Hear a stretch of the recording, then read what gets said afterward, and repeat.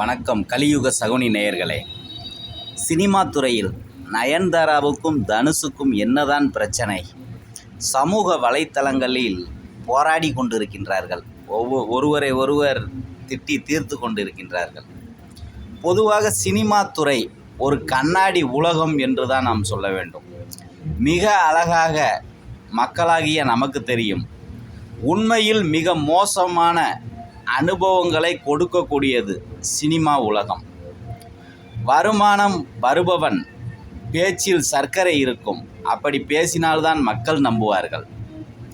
யோசித்து பாருங்கள் மக்களே. இளையராஜா, எஸ்பிபி இவர்கள் இருவரும் சேர்ந்து தமிழகத்தின் மக்களை சினிமா பக்கம் ஈர்த்தவர்கள். உண்மைதானே நான் சொல்வது? இவர்களின் பாடலை முணுமுணுக்காதவர்கள் யாரும் இருக்க முடியாது. அவர்கள் வேலையை சரியாக செய்து பல கோடிகளுக்கு அதிபதியாக மக்கள் மாற்றினர். நாம் கொடுத்த பணத்தில் தானே அவர்கள் பணக்காரர்களானார்கள்.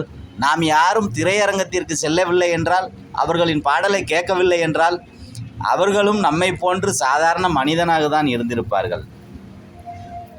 ஆனால் எஸ்பிபி மக்களை மகிழ்விப்பதில் நேரடியாக வருபவர். பாட்டு கச்சேரிக்கு நீங்கள் அழைத்தால் வந்து விடுவார். அவருக்கு ஒரு சம்பளம் கொடுக்க வேண்டும், அவ்வளவுதான். ஆனால் அவர் பாடிய பாடலை தானே பாட முடியும். வேறு ஏதாவது பாடலை பாட முடியுமா? அதைத்தான் எஸ்பி பாலசுப்ரமணியன் செய்தார். ஆனால் நாம் அனைவரும் புகழக்கூடிய இசை ஞானி, கடவுள் என பெயரெடுத்த இளையராஜா அவர்கள் எஸ்பிபி அவர்களிடம், நீ மக்கள் மத்தியில் பாடும் பாடலுக்கு வாங்கும் சம்பளத்தில் எனக்கும் பங்கு வேண்டும் என்று நீதிமன்றத்தில் வழக்கு தொடுத்தார். நல்ல மனிதர்கள் இந்த திரைத்துறையில் உள்ளனர் என்று நாம் புரிந்து கொள்ள வேண்டும். பாருங்கள், ஒருவர் தெருவில் பாடும் பாடலுக்கு எனக்கும் நீ வாங்கும் பைசாவில் பங்கு கொடு என்று கேட்டவர் இளையராஜா. இளையராஜா அவர்கள் ஆரம்பித்த பழக்கம்தான் இன்று தனுஷ் பின்பற்றுகிறார். நயன்தாரா கண்ணீர் வடிக்கிறார். தனுஷ் சொல்லும் காரணம் என்னவென்றால், நானும் ரவுடிதான் படத்தில் நயன்தாரா நடிகை, தயாரிப்பு தனுஷ், அந்த படத்தை தயாரித்தவர் தனுஷ். ஆகையால் தனுஷ் சொல்லும் காரணம், வருமானம் நோக்கத்தில் நீங்கள் உங்கள் வாழ்க்கை வரலாறை வெளியிடுகின்றீர்கள், ஆகையால் எனக்கு பணம் கொடுங்கள். நயன்தாரா அவர்களின் வாழ்க்கை வரலாறை எடுத்து இந்த மக்களின் வளர்ச்சிக்கு அதை வெளியிடப் போகிறார். அனைவரும் என்னை போல் வளர வேண்டும் என்று. ஆனால் அதை சும்மா விட மாட்டார், அதிலும் பணம் பார்ப்பார். அப்படி பணம் பார்க்கத்தானே வெளியிடுகிறீர்கள் நெட்ஃப்ளிக்ஸ் என்ற ஒரு நிறுவனத்தின் மூலம். ஆகையால் வரும் வருமானத்தில் எனக்கு கொடுங்கள் என்று கேட்கிறார். நியாயம்தான். நயன்தாரா பொதுவாக அனைத்திலும் பணம் பார்ப்பவர். அவர் கல்யாண வீடியோவை கூட எந்த ரசிகனும் நேரடியாக சென்று பார்க்க முடியவில்லை. ஆனால் அந்த வீடியோவை பார்ப்பதற்கும் பணம், அனைத்திற்குமே பணம் பணம் பணம் தான். அதேபோல் இப்போது நயன்தாராவின் வாழ்க்கை வரலாறு. யார் கேட்டது உங்கள் வரலாறை?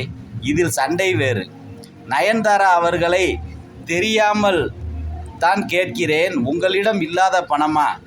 கொடுங்களேன். தனுஷ் அவர்களின் ரசிகர்கள் மற்றும் ஏழைகளுக்கு கொடுத்து உதவட்டும் தனுஷ் அவர்கள். அல்லது போயஸ் கார்டனில் இன்னொரு வீடு வாங்குவார், வாழ்ந்து விட்டு போகட்டுமே. இளையராஜா பணம் கேட்டு வழக்கு போட்டார். இன்று எஸ்பி பாலசுப்ரமணியன் அவர்கள் நம்மோடு இல்லை. இதை உணர்ந்து கொள்ள வேண்டும். இறைவன் அனைத்தையும் பார்த்து கொண்டிருக்கின்றான்.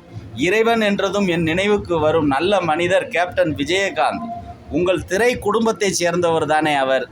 ஏன் நல்லவர்கள் வாழ்க்கையை பாடமாக எடுத்துக்கொள்ளக்கூடாது? நீங்கள் யோசித்து பாருங்களேன். புரட்சி கலைஞர் விஜயகாந்த் அவர்களின் திருமணம் மதுரையில் நடந்தது. மதுரையே உண்மையில் தேவலோகத்தில் திருமணம் நடந்தால் எப்படி இருக்கும்? அப்படி அனைத்து மக்களையும் வரவழைத்து அவர்களுக்கு ஆங்காங்கே உணவுகள் அளித்து மதுரையே ஓப்பன் காரில் சுற்றி வந்தார் அவரை பார்ப்பதற்காக, அவரையும் அவரது மனைவியையும். அப்படி நடந்த திருமணம் அது. அவரல்லவா மனிதன்? ஆகையால் தான் அவரை இறைவன் என்கின்றார்கள். அதே போன்று பல பேரிடர் எங்காவது வெளிமாநிலத்தில் நடக்கும், அதற்கும் பல லட்சங்களை அள்ளி கொடுத்தவர், யாரிடமும் கேட்காமல். மாற்றுத்திறனாளிகளுக்கு உதவி செய்தார். மாணவர்களுக்கு உதவி செய்தார், ஏழைகளுக்கு உதவி செய்தார். இப்படி அடுக்கிக் கொண்டே போகலாம். ஒரு ஏழை அம்மா சென்று, ஐயா எனக்கு வாழ்க்கை நடத்துவதற்கு ஒன்றுமே இல்லை என்று கூறினால், உடனடியாக அந்த அம்மாவிடம் உங்களுக்கு என்ன வேலை தெரியும் என்று கேட்பார் விஜயகாந்த் அவர்கள். ஐயா நான் வீட்டில் சமையல் தான்யா பண்ணுவேன் என்று கூறினால், உடனடியாக இட்லி பாத்திரம் அனைத்து வகையான பாத்திரங்களும் இறக்கி விடுவார்.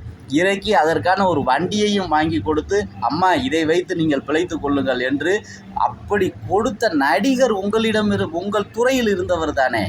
அவர் அப்படி வாங்கி கொடுத்து எத்தனை ஏழை எளியவர்கள் நல்ல முறையில் இன்று பிழைத்து கொண்டிருக்கிறார்கள் தெரியுமா?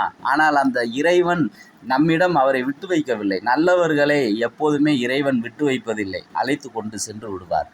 அப்படி ஒரு நல்ல மனிதர்கள் இருந்த இடத்தில் இருந்து கொண்டு நீங்கள் சண்டையிட்டு கொண்டிருக்கிறீர்கள். பொதுவாக நீங்கள் தயாரிக்கும் படம், பாடல் அனைத்துமே மக்களுக்கு தான் சொந்தம். நீங்கள் என்று தயாரித்து வெளியிடுகிறீர்களோ அன்றே அந்த ஏழை பாட்டாளி சென்று உங்களுக்கு தேவையான டிக்கெட்டு 200 ரூபாய், 300 ரூபாய், 500 ரூபாய் என கொடுத்து அவன் படத்தை பார்த்து அன்றே அவன் அதை விலைக்கு வாங்கி விடுகிறான். உண்மையில் அது ரசிகர்களுக்கு தான் சொந்தம். எந்த பாடலாக இருந்தாலும் சரி, இசையாக இருந்தாலும் சரி, கதையாக இருந்தாலும் சரி, வெளியிட்டு விட்டீர்கள் என்றால் உங்களுக்கு முடிந்து விட்டது. அதில் என்ன நீங்கள் காப்பிரைட்டு செய்து எங்களுக்கு சொந்தம் என்று சொந்தம் கொண்டாடுவது? அப்படியானால் இலவசமாக படம் போட்டு காட்டுகிறீர்களா எங்களுக்கு? இல்லையே. புரிந்து கொள்ள வேண்டும்.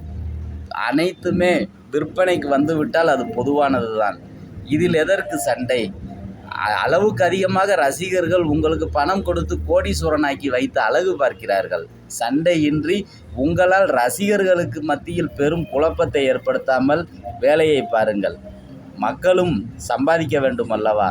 அவர்களும் வாழ வேண்டும் அல்லவா? நன்றி.